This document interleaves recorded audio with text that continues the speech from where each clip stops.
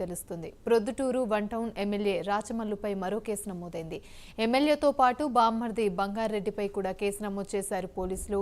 నిన్న కొందరు వైసీపీ కార్యకర్తలకు కౌన్సిలింగ్ ఇచ్చేందుకు స్టేషన్కు పిలిచారు పోలీసులు. కార్యకర్తలు స్టేషన్కు పిలిపించడంపై ఎమ్మెల్యే ఆగ్రహాన్ని వ్యక్తం చేశారు. కార్యకర్తలను వదిలిపెట్టాలంటూ పోలీసులను బెదిరించారు. కార్యకర్తలను వదిలిపెట్టకపోతే ప్రొద్దుటూరును మరో తాడిపత్రి చేస్తామంటూ ఎమ్మెల్యే బామ్మర్ది బంగారెడ్డి హెచ్చరించాడు. కౌన్సిలింగ్కు పిలిచిన కార్యకర్తను వదిలిపెట్టకపోవడంతో స్టేషన్కు చేరుకుని కార్యకర్తను బలవంతంగా ఎమ్మెల్యే తీసుకెళ్లారు. విధులకు ఆటంకం కలిగించి బెదిరింపులకు పాల్పడడంపై పోలీసులకు సీఐ శ్రీకాంత్ యాదవ్ ఫిర్యాదు చేశారు. శ్రీకాంత్ ఫిర్యాదు మేరకు ఎమ్మెల్యే రాచమల్లుపై మరో ఎఫ్ఐఆర్ నమోదైంది. కేసుల నమోదును ఎస్పీ సిద్ధార్థ్ కౌశిక్ పర్యవేక్షిస్తున్నారు. ప్రొద్దుటూరు 3 టౌన్ పోలీస్ స్టేషన్కు చేరుకుని విచారిస్తున్నారు.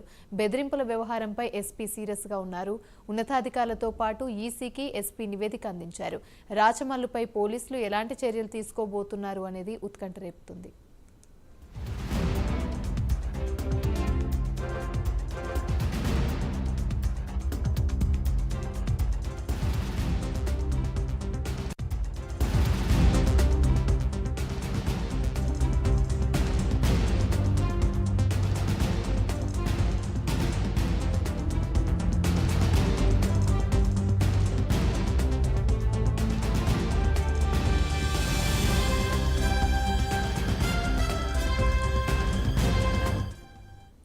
ప్రొద్దుటూరు ఎమ్మెల్యే రాచమల్లు అరెస్టుకు రంగం సిద్ధమైనట్లు తెలుస్తుంది. ప్రొద్దుటూరు వన్ టౌన్లో ఎమ్మెల్యే రాచమల్లుపై మరో కేసు నమోదైంది. ఎమ్మెల్యేతో పాటు బామ్మర్ది బంగారెడ్డిపై కూడా కేసు నమోదు చేశారు.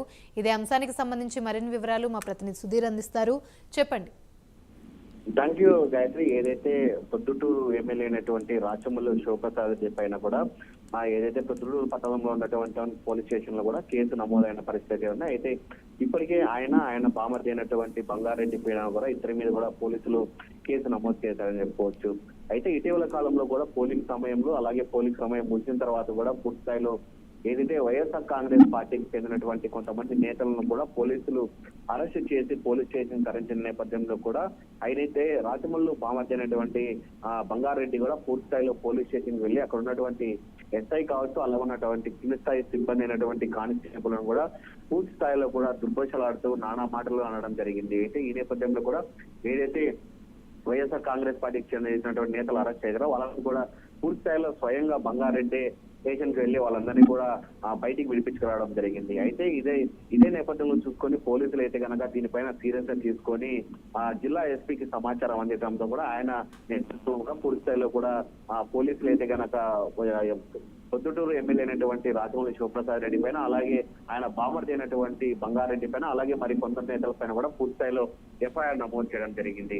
అయితే ముఖ్యంగా చూసుకుంటే కనుక ఏదైతే నిన్నటి దినం అలాగే కొద్ది రోజుల కిందట కూడా చూసుకుంటే కనుక వైఎస్ఆర్ కాంగ్రెస్ పార్టీ నేతలను కూడా పూర్తి స్థాయిలో పిలిపించి కౌన్సిలింగ్ చేశారు. అయితే ఎటువంటి గొడవలు చేయదండి, ప్రశాంతంగా ఉండని చెప్పిన నేపథ్యంలో కూడా అయితే నిన్నటి దినం కూడా అక్కడ ఉన్నటువంటి వైఎస్ఆర్ కాంగ్రెస్ పార్టీ నేతలు కూడా గొడవలకు దిగడం జరిగింది.